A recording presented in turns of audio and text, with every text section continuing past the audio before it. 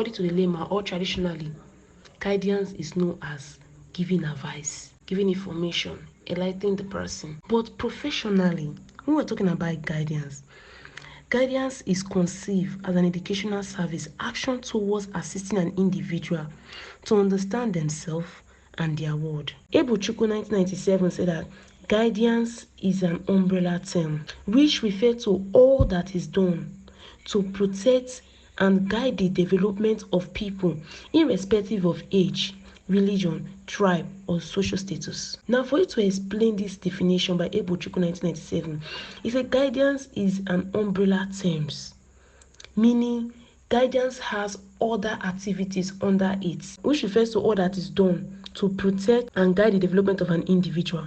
You see the word all, meaning when you're talking about protecting and guiding the individual, you have to go to all aspects of that individual. Ado 2017 say that guidance is the assistance made available by professional counselors to individuals of various ages and cultural belief to assist them make their own decision and carry on with their own life challenges.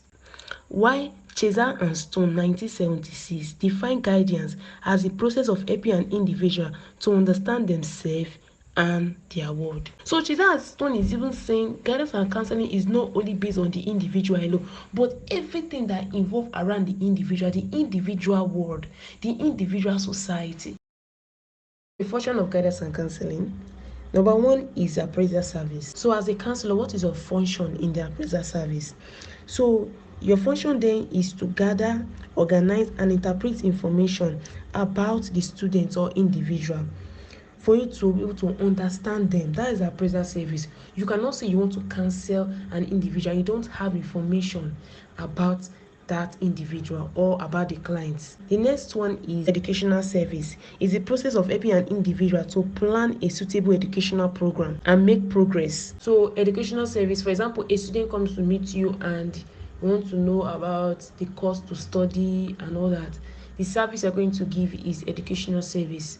Okay, then we have information service. This is designed to provide students with a great knowledge of educational, vocational, and personal opportunities. Then we have counseling service. Counseling service is also known as what?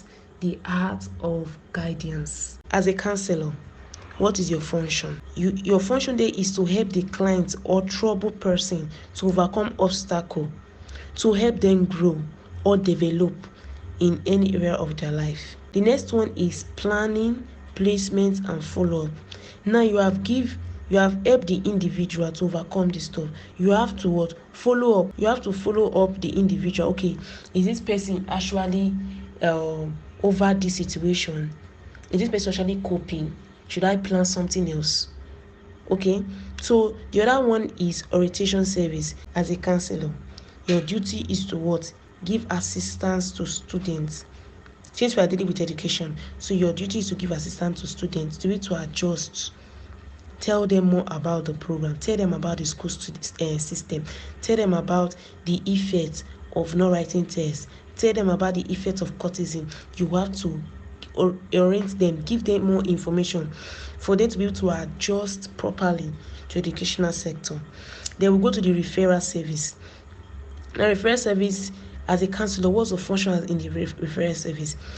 When a case comes to you and is beyond or is outside the guidance and counseling process, you refer the person to the required or professional body